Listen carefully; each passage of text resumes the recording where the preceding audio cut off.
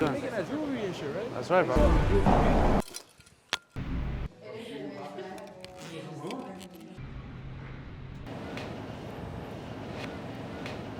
Welcome to Soho, man. We at Alex Moss, man. Gang. Let's go, my God. Let's Good go. day. We here. How you doing? Let's talk to the man. That's one of my favorite jewelers, man. Welcome He's to not Soho. playing around. Welcome to Mercer, to be more Yeah, exact. man. Where we at? What we see? This right here is 15 Mercer Street. This is our flagship location. Okay.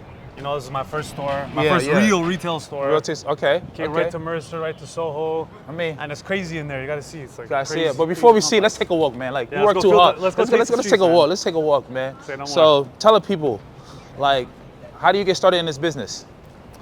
Actually, the way I got started in this business was really not typical. Like, you know, most people in jewelry, when they get into jewelry, Yeah. it's like a family business thing, you know, like, I don't know how to explain, like, there's no school for jewelry, there's no school to like do any of this. It's kind of like all like family based, like your family brings you in and Yeah. fucking, you know, then you get into the business, but there is no like jewelry school. So I kind of just walked off the street and asked to intern somewhere because of my design abilities, and then Yeah. it just kind of snowballed since then.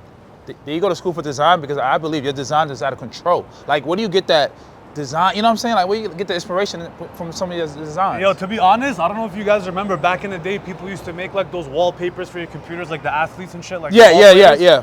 Yeah, so I kind of self-taught myself how to do Photoshop since I was like 12 years old, 11 years old, like mad young. I had a laptop. Yeah. I got Photoshop, Adobe, and I just taught myself how to design, and then just slowly rolled from those backgrounds and wallpapers to fucking, let's go this way, now. It started, yeah, it was like wallpapers, and it started turning into me doing graphics. Like I fuck with like the hundreds, 10 deep, Yeah. fucking Crooks and Castle, shit like that. So I started doing graphics, and then that steamrolled to fashion design. Then that's what brought me to New York, fashion design. Okay. And then from there, I went into a jewelry store, and I was like, boom, let me intern. I'm sick with the designs. And then I got hired, honestly, within 3 days. 3 days? So you see, you Yeah. came to New York. Where you actually from? I'm actually from Toronto. People might not know that. Cool. I'm from Toronto. Okay. Yes. That's crazy. Okay, that's crazy. Yeah. And you know, and we're gonna speak about that because you also designed for a big Toronto Yes. artist. You know. Yeah, Drake, that's my boy, man. That's your That's boy. like, I call him my cousin. That's like my cousin, really. But Okay. I didn't even tell him I was from Toronto until like a minute, maybe like months. Maybe even like, might have even been like a year since we met him, Yeah. I met him. I didn't tell him I was from Toronto, and then he's like, yo, I knew I heard it in your voice, bro. I knew I heard it in your voice. I was like, yeah. Yeah. That's crazy. That's crazy. You designing for one of the biggest artists in the world that's from Toronto. I mean, how did that come about? To be honest, my boy Kai Bentley.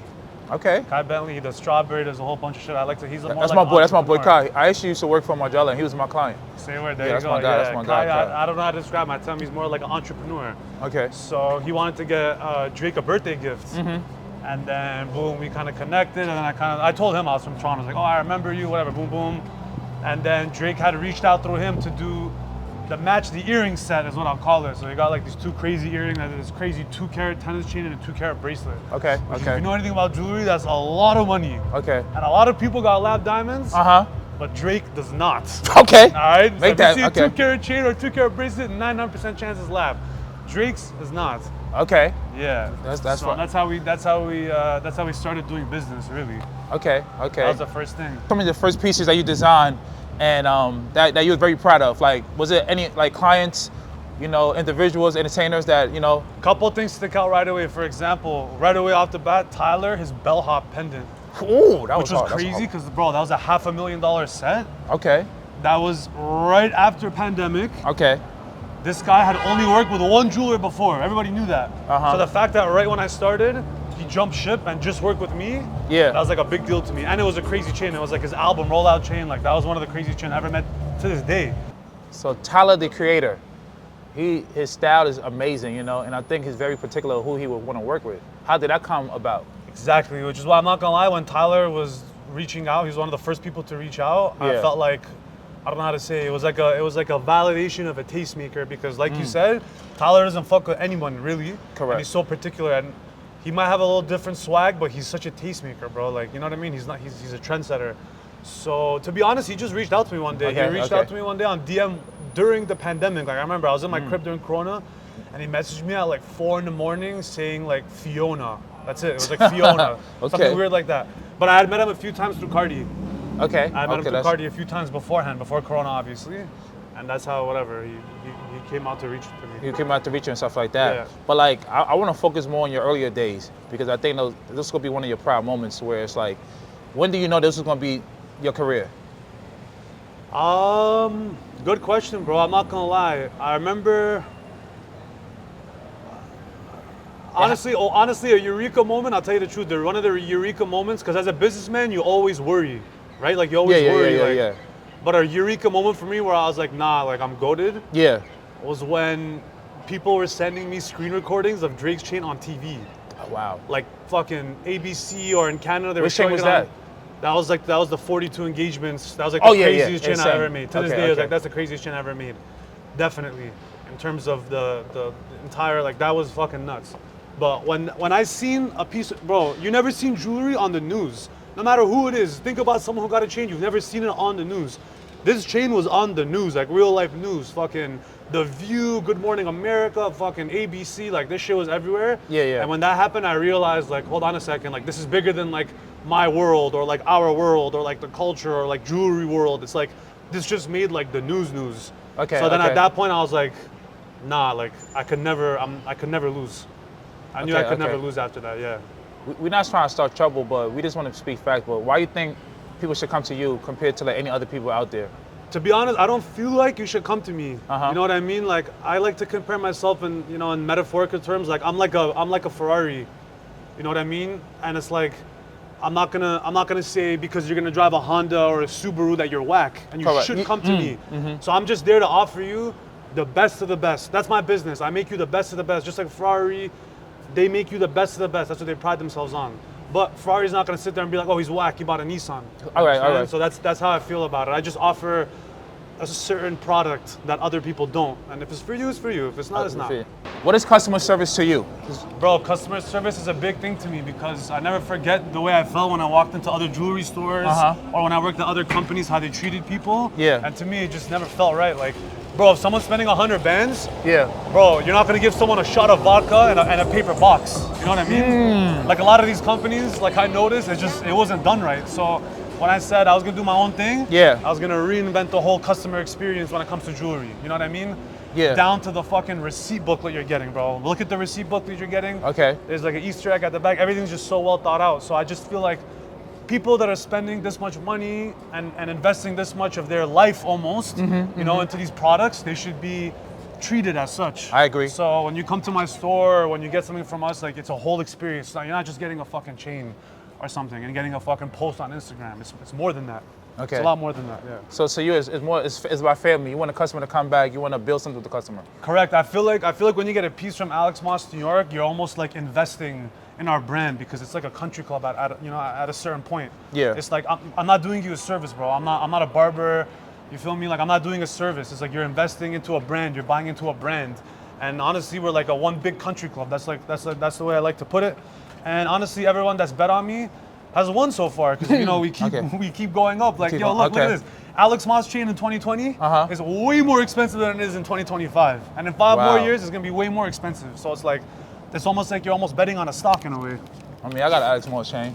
You know what I'm saying? You know what I'm saying? It's 2025, so in 2035, she's gonna be, you know, you see it. Might be double the price. Double the price on them, you know. Yeah. But we out here, you know. So that's good. But why jewelry for you? Why not? I mean, look at you. You're tall. Why you didn't play basketball? Athlete, like why basketball? Sports? You didn't do sports. I'm not gonna lie. Why jewelry? I'm not gonna lie. I played college ball. Okay. Didn't go too far. I was realistic. All right. Okay. I was realistic with it, but I just love jewelry because it's a blend of two worlds: business and creative. And I feel like people don't know this, but I'm actually very talented when it comes to business. Business? Okay. Yeah, a lot of my friends know, like, I do a lot of business with a lot of my friends and clients. They're hip, but like people don't know that I'm really good at business. Like that's like a talent of mine. So Yeah. I felt like jewelry was like the best of both worlds. Like when I realized, I was like, nah, this is it for me. Do you see anybody and say to yourself like, I would love to make a piece for that person? No, Okay. I don't, because how do I say this, bro? Like I don't look at an opportunity and say, fuck, why is it not me? I look at the food on my plate. I'm happy with the food on my plate. You know what I mean? I don't look at other people's plate like, oh fuck, I want to do this. I want to do jewelry for this guy. Boom, boom, boom. It's more like I look at my plate and I see my plate's full, bro. I like the food on my plate, you know. So I don't feel a ways about doing someone else's piece. Like, and not even just for this video or this interview, but like genuinely, there isn't anyone where I'm like, oh, I really want to make this guy a piece. Genuinely, I don't give a fuck. Like, if someone's into my artwork, I want to make you a piece. You know what I mean? Like, I don't want to have to like be like, oh, please, bro, buy this piece from me. Like, I don't feel a ways, you know? I like that. I like that. So diamonds, whether it's VVS's, you know, lab diamonds, like, what you got to say about that? Like, educate us about this. Okay, let me say one thing before anything else.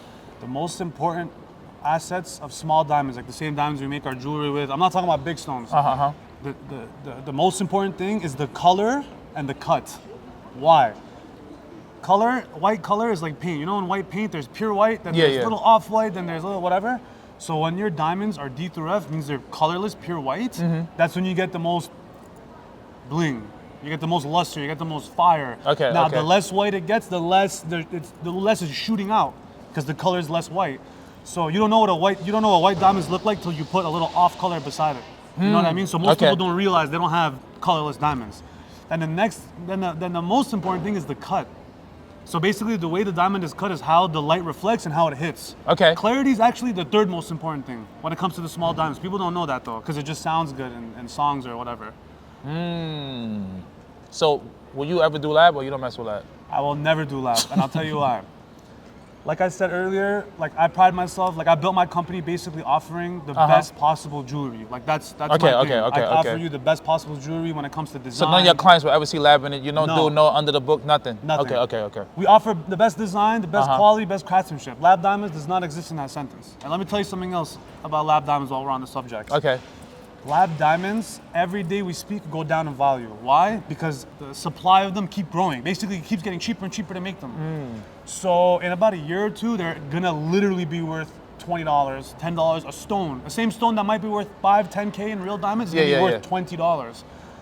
Now, this is the biggest misconception between lab diamonds and real diamonds that people don't understand. There is a visual difference between a lab diamond and a natural diamond. You can see it with your eye. Okay. The number one sales tactic from everyone that tells you about lab diamonds is it's the same thing and it's the exact same chemical composition as the same thing. That can't be further from the truth. A diamond is billions of years old, made from Mother Nature. Okay. Compared to a lab diamond that grew in a lab in India over 4 months. How could you convince me that's the same thing? That's like saying, you know, if we have a Wagyu steak, it's going to be the same thing as if we grow a steak in a lab. But it's the same chemical composition. It's not the same thing. Let me tell you the biggest gaffe about lab diamonds. Every jeweler, because I got a lot of friends. Okay. And I got a lot of artist friends. And all these jewelers love to tell these guys, oh, all the rappers get lab diamonds. You might as well get lab diamonds. You know? Exactly. I heard that. Just to convince them to get some big piece or whatever. You know, but what these guys don't realize is lab diamonds are so dirt cheap. You know, a 1 carat lab diamond costs $75. $75. A 1 carat lab diamond costs $75. That's literally pennies, right? These lab diamonds cost so little that they're convincing people to buy them because they're smoking you on the markup. Like imagine they're getting a stone that's costing them literally $70 and they're being like, oh yeah, it's $500. But the real one's $4,000. So you're thinking to yourself, yo, I'm getting a deal. You don't realize this guy's smoking you 10x because he's trying to convince you, oh, it's the same thing as that. It's a whole con show. And this thing's gonna run out in a year or two when the general public starts realizing the worth of these illegitimate stones. I just don't believe in lab diamonds. I don't think there's anything wrong with people buying them. Like I said, bro, you can't be mad at someone shopping at Old Navy, bro. That's not the way the world works. Correct. But it's like, don't shop at Old Navy and pop out like you're rocking fucking Rick Owens or something. You know what I mean? Don't do that. If you're wearing lab diamonds, wear lab diamonds, say it's lab diamonds, but don't try to play the game. You can't grab a Nissan. Okay. You can't drive a Nissan and tell me it's a Ferrari. No, it's not, bro. It's not. Yeah. So why do you take pride in you know, giving the best to your clients and this building a relationship with your clients? Because, you know, jewelers they have a bad name. A lot of people feel like, you know, jewelers are scumbags, you know, like, you know, they marketing it up, they make so much off of, you know, the culture and stuff like that. Why do you take so much pride in trying to like do good business, you know, you know, and not, you know, take advantage of people? Because, you know, a lot of times people don't know too much. They don't educate themselves when it comes to, like, you know, the diamonds, the jewelry game, how much it costs to get. They just walk in the store, you know, the jeweler gives them a price and they just buy whatever.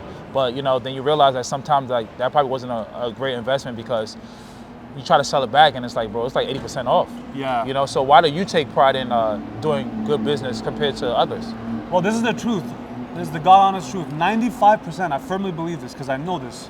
I grew up on 47th Street. 95% of jewelers, they're not really jewelers or designers or creatives. They're just middleman business people.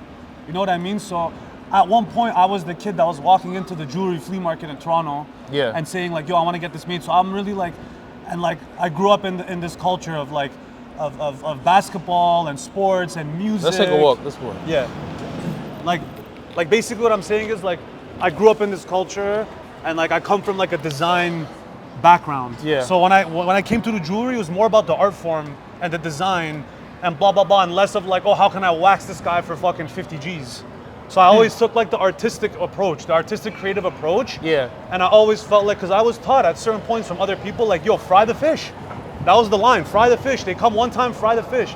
But I felt like as like a designer and as a creative, that like, that's just not the right way to do jewelry, because why I love jewelry so much, bro, and I take it so seriously is because I look at jewelry as like, this is the highest grade of making art. Okay. You get what I'm saying? Like, look at your piece. Look at your piece. This is like a $200,000 art piece. You know what I mean? It's an art piece that's made from the finest materials that Earth has to offer. Yeah. So I treat it as such. Yeah. You know what I mean? I don't do halfway jobs. I don't look at it as a fucking, how can I wax this guy home run? That's why, because I've been on the other side. You know what I mean? I don't look at this as like a come up or like a hustle. Like this is really what I do, bro. Okay. Yeah, bro. And a lot of people don't do that. Let's go see some pieces, man. We want to see some. You know, let's go to the store. Let's go see what you got. Yeah, let's see what you got in stores. Take us to the, you know, to the good stuff. We here. We in Soho, man. You're like, this store is 10 years in the making, bro. This store is 10 years in the making. It's my blood, sweat, and tears. I'm gonna show you guys what's inside. How it feels to work with some of your VIPs? Is it different when you like a regular walk-in? Do you treat everybody the same? Like, you know, how is it? You know, so a lot of people probably watching this video want to know, like, how can they get in contact with Alex Morris? How can they, you know, come and get an Alex Morris piece? Like, you know. I mean, that's the whole point of coming to Soho. Okay. So it's not just like a real exclusive country club. Before I used to have my little showroom, and it was just super exclusive. Now I got the retail store. It's for everybody to come in. And the truth is, no matter who you are, bro, I treat you the same. Okay. The only difference is, for example, like a Cardi. I've known him for years. You know what I mean? I've known him for years. So when he comes in and we work together, it's like a synergy. Like we speak the same language already.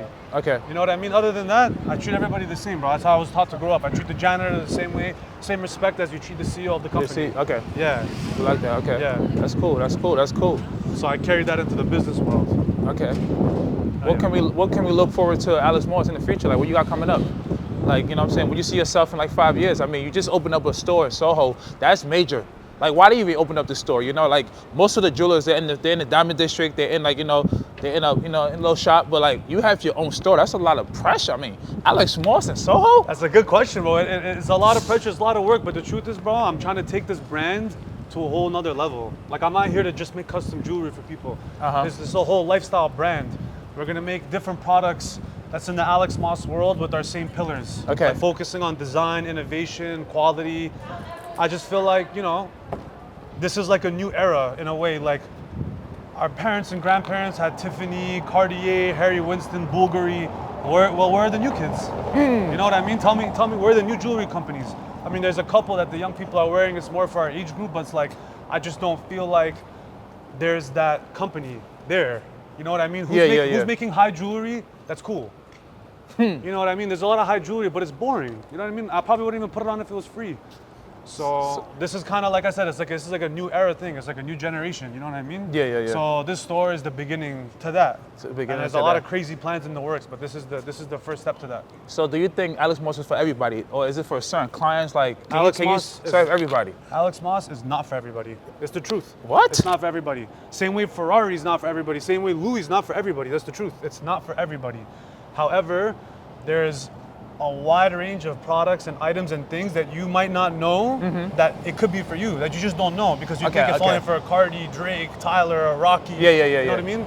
There's plenty of stuff. There's plenty of product that I create for all types of people. But the truth is, it's not for everybody. That's the truth. Same way Benz is not for everybody. I love the honesty. The honesty. Well, let's go check in the store and see what's for the people. Let me show you. Yeah. Welcome to Alex Morris. USA, Soho, New York. Mercer Street. You know, so let's talk about some of the pieces you have. This grenade, Let's start right here, man. Let's start right here. I'm not gonna lie, this is my favorite showcase right now because I got my good friend Osiris. I got his piece in here. Okay.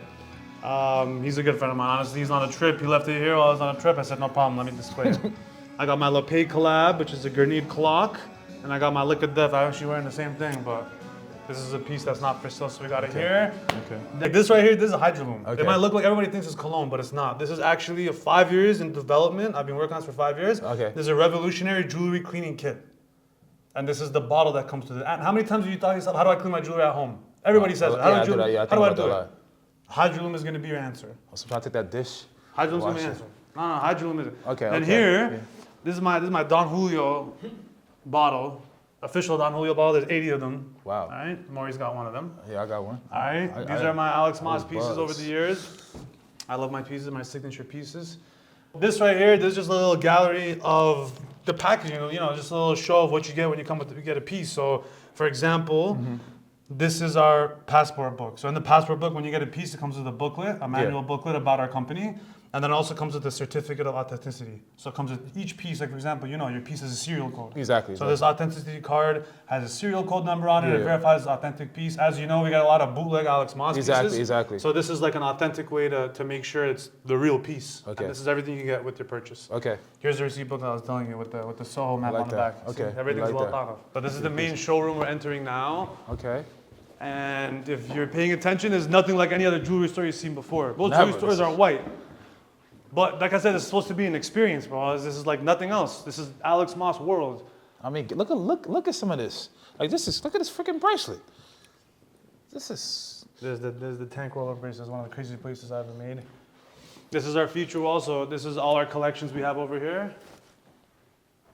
This is Essence, Cathedral of Dreams, Neo, which is our newest collection, and then AM and White Gold, which is our gold collection. And these are the pieces that all go with it. You see, so yeah, I mean, it's a lot of options. I mean, Alex Moss might be for everybody. We got some things here. Well, let me show you guys, for example, like when I'm gonna tell you, I got things for everybody, right? Come take a look. So these are some of the smaller pieces that we have, for example. Yeah. Like look at this, has that dagger pendant. You know what I mean? That's dope. That's dope. It's a lot of small pieces, cool stuff that you can wear. To be honest, bro, I've dealt with some of the richest people, and it's not even about the bread sometimes. Sometimes it's about like, oh, I'm not gonna wear a bracelet this big. It's just not my swag. Exactly. So it's not even about the money. When I say it's for everybody, it's more of like style-wise. Yeah, the variance of style, for example. Lifestyle. Right. It's not all about like, I got $200,000 necklace that's huge. Yeah. But then I also got small pieces for, you know what I mean? Depends what your style is like. Style. Yeah. So what's the most expensive piece you have ever made? Drake. Okay. What Previous piece was engagements. 12 million. Damn! Say that again? Previous engagements, 12 million. Wow. Now, how do a process like that work? 12 million for a piece? Damn, Drake. That chain took 14 months to make. Because believe it or not, even though it was a timeless, simple design, it took a lot of time to get all the stones, like to match all the shapes and the sizes and the colors. It's not a simple, you don't just go and fucking buy them somewhere. 12 million? 12 million. Wow. So like, what is the design process for somebody walking into Alex Moss? You know, they have like an idea and but they have like a budget. You know, like in the store here, like how much is how much some of your chains cost? Well, look, first of all, custom orders start at 10K. Okay. So you don't gotta come in here and spend 12 million to get a custom piece. It starts at 10K. The deposit for a design meeting with me and our team members is 2,500, and it just goes towards your piece. So if you're getting like a piece that's 15 bands, you come 2,500. We all sit down, design meeting. You know, we design your piece, we make it in 3D, we make the wax, and then you start paying for your piece. That's the process. But I mean, in this store, there's pieces that are $1,000, and then I got pieces that are over $1 million. So it's like, I got a wide range of pieces. There's a lot of pieces under $5,000, say for example, you walk out of here with a chain and a piece, bro, it's the same thing as getting a Balenciaga jacket. You get a Balenciaga jacket, or you get a golden diamond necklace and a piece. So what would you say the difference between, a 1 million piece and a 10K piece? I mean, like why is it, Well, quality-wise, there is no SI fucking bullshit made pieces here when I say it's for 2,000-3,000. It's all VS Plus minimum. D through F VS Plus, that's our base level diamond quality, and everything's 14 karat gold for our collection item. So you can get a piece that's $3,000 that has VS Plus diamonds and 14 karat gold. It's a great piece. It's a great piece. Okay. Okay, we love that. Love that. I mean, we see this piece. This piece is far from $3,000, let me tell you. But this is an extremely limited collection piece. Matter of fact, in this specific colorway, you'll never see it again. Okay? And this is with the aquamarines we did for Maurice. It's a very special piece. Yeah, this piece is insane. And you see the details on it too. The details is crazy. Even the back, I mean, it all means something. And that's the other thing about our pieces, bro. All our pieces is like a story. This is the piece tells a story. You know what I mean? You're not coming here to buy an iced out Jesus piece. No. This is a special piece, and the piece tells a story. It tells a story. It tells a story. Now, what advice you got for the youth that, you know, some like probably look up to you or want to become a jeweler in the future, and you know, they want to do it the right way, you know? If you want to do jewelry, don't be scared. Don't be scared. Okay. There's a lot of competition. Yeah. The most important thing, bro, forget jeweler, music artist, you want to make toys, doesn't matter, clothes. The most important thing is creating unique product for the world. Too many people and too many industries, it's just the same shit over and over again. It's not a unique product. Let me tell you where you've seen a Jesus piece that looks like this before. It doesn't exist, no?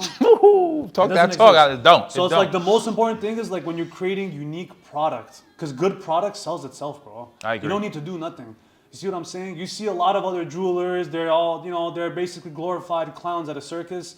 Social media, ha ha, hoo hoo, look at me. Yeah. You never see me do that not one time because my product spoke for itself. You know what I mean? Keyword. When I make a post with Drake and I post his piece, it's just the work. I'm not saying, oh, me and my brother were hanging out for the last 6 months. Oh, it's so grateful to work with my brother. Drake is such a brother to me. No, bro. It's about the product. It's not about me and Drake. You know what I mean? Okay. So the most important advice I can give to anyone in the creative field is create unique product. Good product always sells. All right. Well, thank you so much for having us here. Appreciate you so much. Like you heard him. Appreciate it. It's about the product. Unique product, good product always sells. That's the secret. And the most important thing, second place is first loser. Remember that. Second place is first loser. Win, win, win. Alex Moss. That's what I gotta say. Yeah. I'll put my chain back on. People diaries, baby. People diaries, baby. The people diaries, baby. Yeah.